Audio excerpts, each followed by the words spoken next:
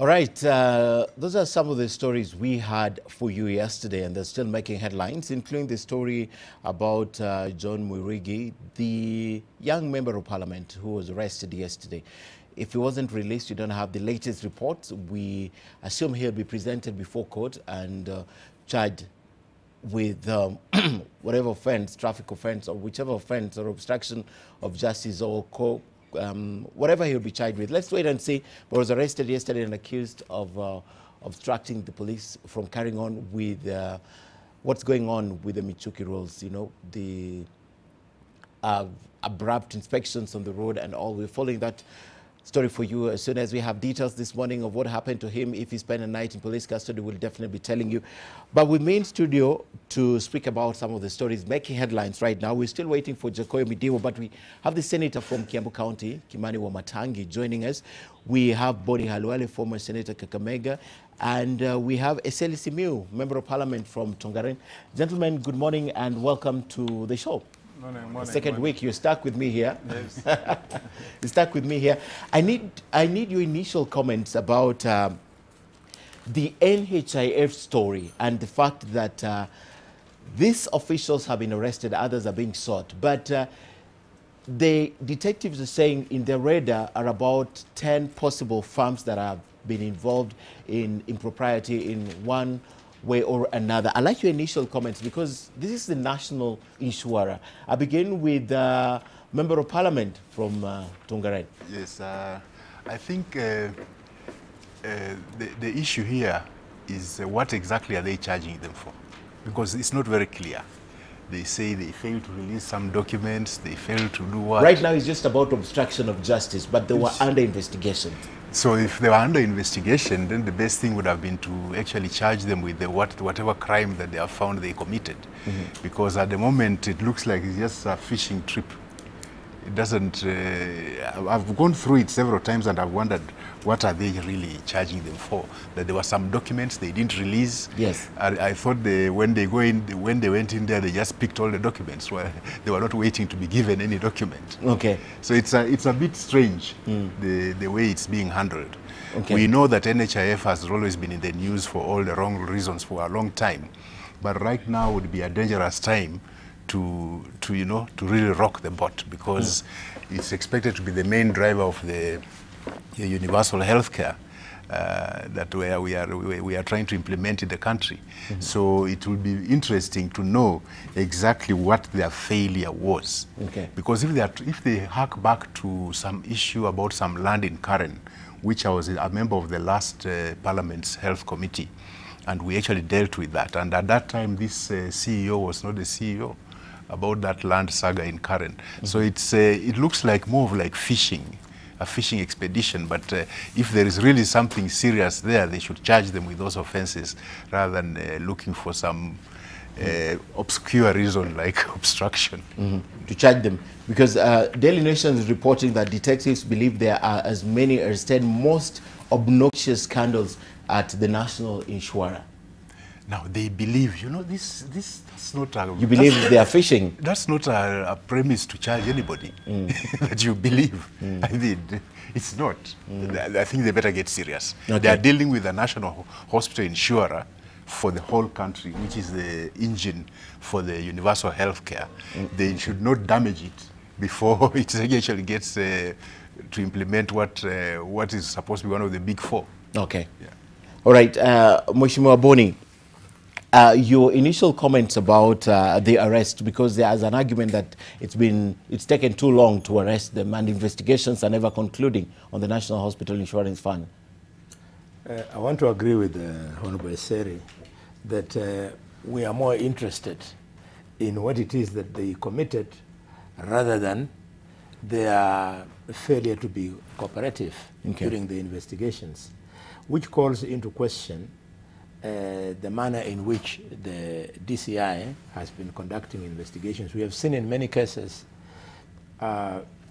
members of the public, upon being arrested, being arraigned in court and being kept in court for very many weeks on the premise that,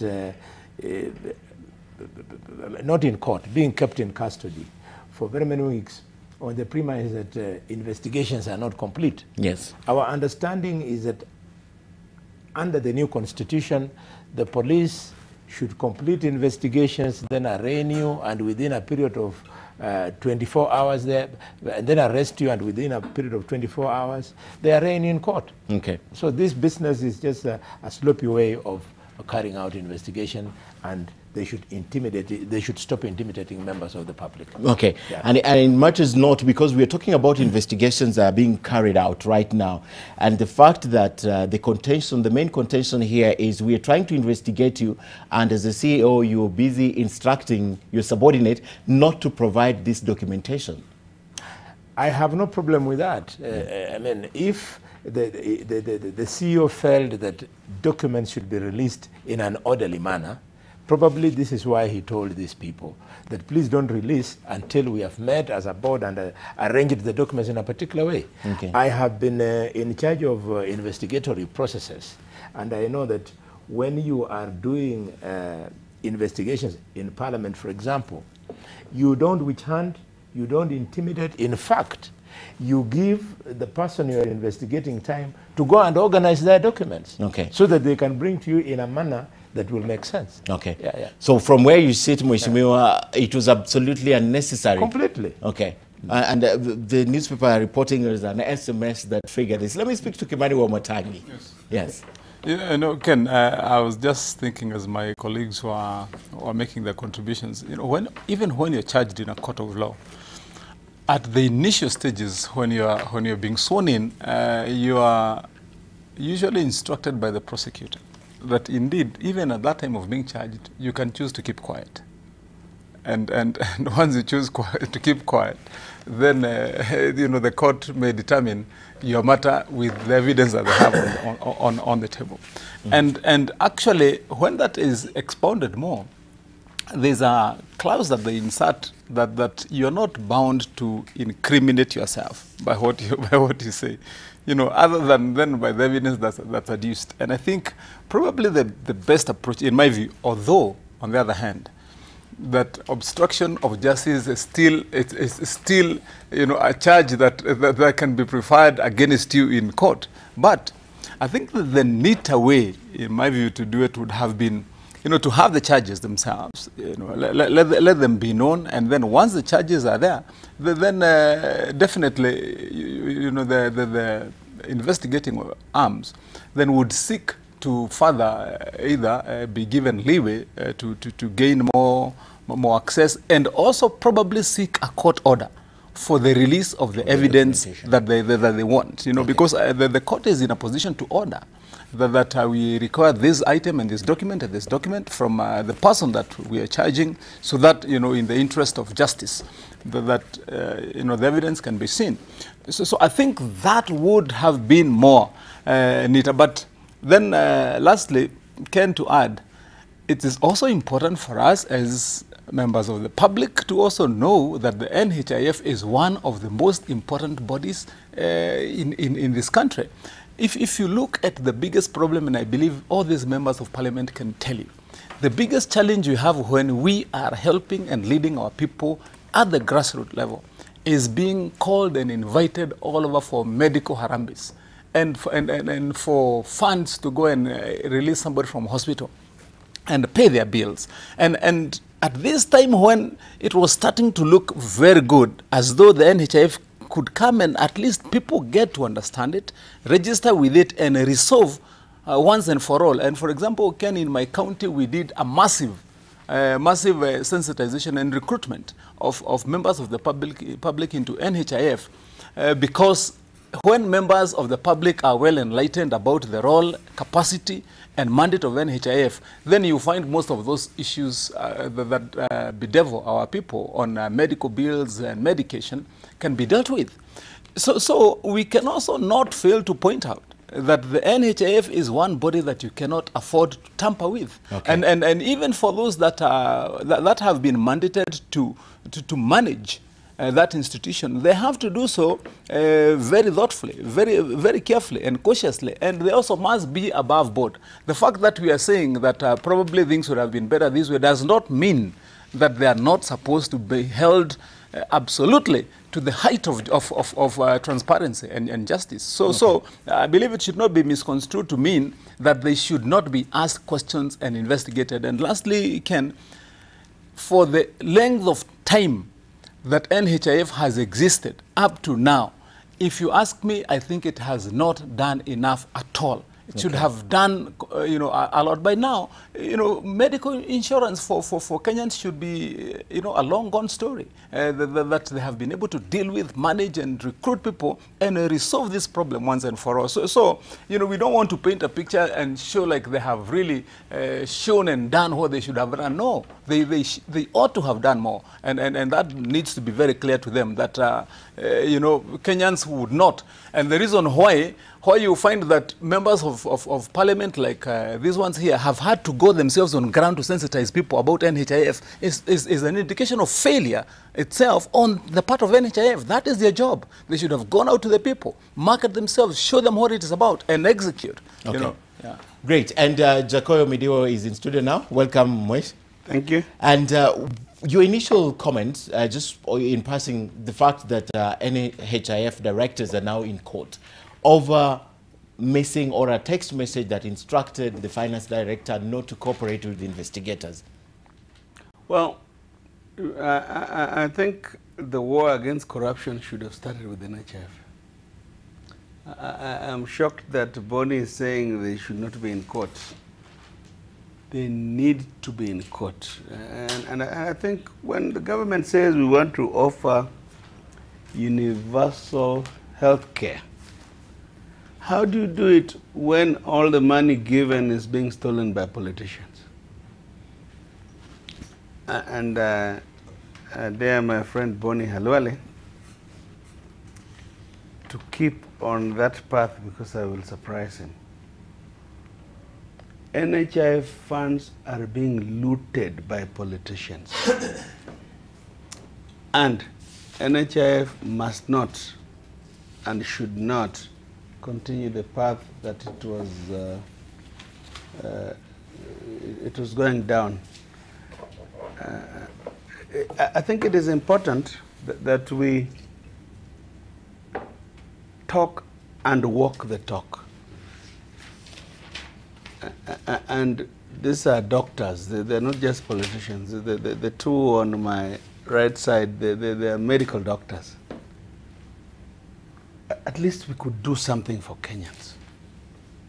And NHIF is the only way to do it because we are forcefully deducting money from you and the rest of Kenyans so that we can give them something, at least some relief. Like Honorable Senator Matangi has said, it is too much. We can't be taking money from somewhere to help people to survive medically.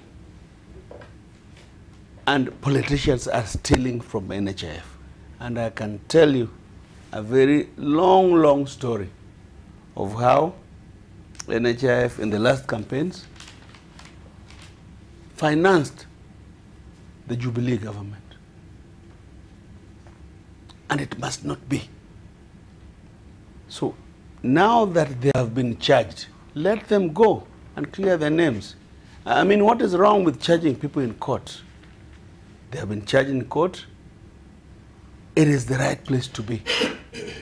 Let the court system. The problem is with the judiciary that is not making Kenyans move forward. And I love the new space the president has found himself in.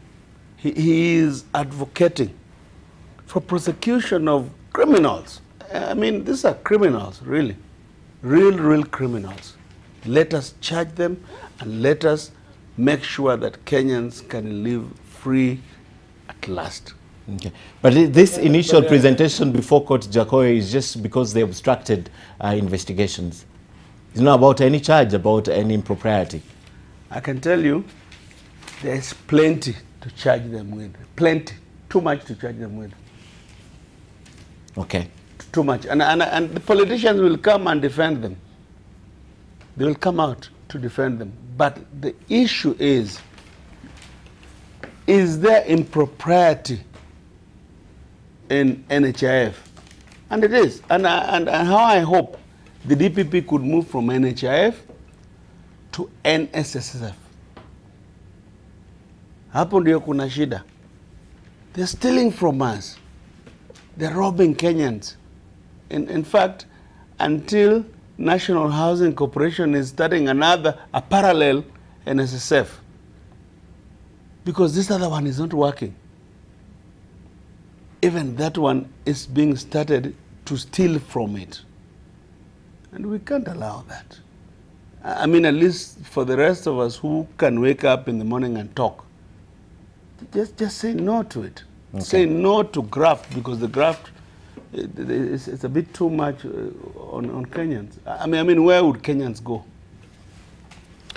All right, Bonnie, you wanted to say something? I just wanted to come in briefly. With due respect to Jacoya, I think you are answering a different question. The question was not whether investigation should be done at NHIF or not. The question was, is it right to take these people to court on that funny charge of obstruction of justice and stuff? So we were not saying NHIF investigation should be done there. We were merely saying let them focus on the core issue. The core issue at the NHIF is the theft that you're describing. But now to deviate from that, and now the focus in the whole country is on the fact that these NHIF officers send small text messages to each other. It's not the issue. It's not that we are opposing. Yeah, but you know, there is a lot of political interference. A lot of political interference. Not just them, because there's too much money involved. Do you or don't you believe that there's theft at NHIF? Do you or don't you believe? We have doctors who are billing NHIF for monies they have not worked for. And that's where they invest. You know, somebody told me a story interesting the other day, that a hospital in Kisumu County, some like a nursing home or something, gets 4.8 million shillings every month, and the place is closed by billing NHIF. You know, Kenyans stealing from Kenyans. You know, we must stop them, and the DPP must have just the wherewithal to do it for Kenyans. They're stealing. Somebody told me in a hospital in Kirinyaga, what they do, they are billing. They're saying they are full from Friday to Tuesday, when HIF investigators would go there. And they're billing every week. Every month, they make over 10 million shillings. But if you go there during the normal week, there's no patient. Stop them. NHIF must be to government officials, people who work for the government. Let's change it. It's our opportunity now. Okay. I agree with Jacoya to an extent. But what I'm saying is what they have been charged with is neither Right now. here nor there. Yes. You know, that's what we are saying. If Jacoya has got information of such fraud, he should actually give it to the DCI so they can charge them with the proper charges. Not these things. It's diversionary. You think it's diversionary? To me, it looks like they are fishing. Okay. Yeah. All right, gentlemen, we have 3 topics to discuss when we come back. I'd like to talk about reports that the ODM leader Raila Odinga and Wiper leader Kalonzo Musyoka are under intense pressure from their supporters because they feel they want a share of the pie right now that they've been appointed. So there are so many application letters at Wiper headquarters and ODM headquarters, and they're asking them to grant them jobs where they have been posted. I'd like to talk about this. I'd also like to talk about something that Senator Wamatangi must speak about, because he is one of the members of parliament who spoke on Sunday about the church donations and dismissed Musalia Mudavadi who just said members of parliament, churches should not accept contributions. I'd like also to speak about the NASA affiliate parties and in turmoil because they are demanding a share of the pie. And what's happening is that they have now decided to withhold the individual party funds that goes to NASA. And this is, as the Star puts it, NASA Secretariat is starving as each party keeps contribution from members of parliament. I'd like to discuss those three aspects when we come back. But first, let's take a break on AM Live. We will be back with my panel.